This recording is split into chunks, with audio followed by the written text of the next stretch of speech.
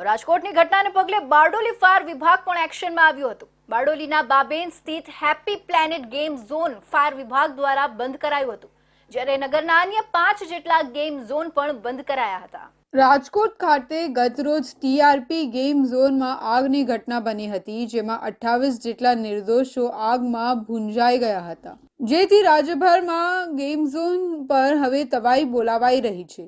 જેના ભાગરૂપે સુરત જિલ્લામાં બારડોલી ખાતે ફાયર વિભાગ દ્વારા બપોરથી ગેમ ઝોનમાં તપાસ શરૂ કરવામાં આવી હતી, જેમાં બારડોલીના બાબેન ગામે હેપી પ્લેનેટ ગેમ ઝોન પર ફાયર વિભાગ ત્રાટક્યું હતું, જ્યાં ફાયરના નિયમ મુજબ જરૂરી સાધનોનો અભાવ જોવા મળ્યો હતો, જેથી ફાયર ઓફિસર દ્વારા તાત્કાલિક કાર્યવાહી કરી ગેમ ઝોન બંધ કરાવ્યું હતું।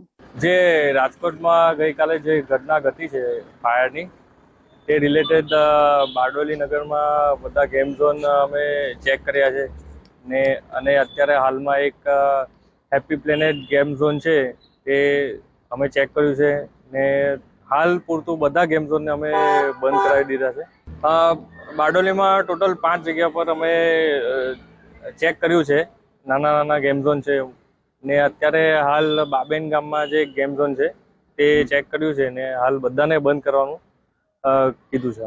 બારડોલીમાં તાત્કાલિક બારડોલી મેળામાં બી અમે જઈને તાત્કાલિક મેળો બંધ કરાવેલ છે। બાબેન બાદ બારડોલી નગરમાં ચાલતા 5 જેટલા ગેમ ઝોનમાં ફાયર ટીમ દ્વારા તપાસ શરૂ કરવામાં આવી હતી, જ્યાં પણ તકેદારીના ભાગરૂપે તમામ ગેમ ઝોન બંધ કરવા આદેશ કરાયો હતો। રાજકોટની આગ દુર્ઘટના બાદ બારડોલીમાં પહેલા પોલીસ દ્વારા ચાલી રહેલ મેળા બંધ કરાયા હતા, પરંતુ આ પ્રકારના નિયમો ફાયર અને તંત્ર પહેલેથી કેમ પડાવતું નથી, એ પ્રશ્ન પણ અહીં ઊભો થાય છે। તો હવે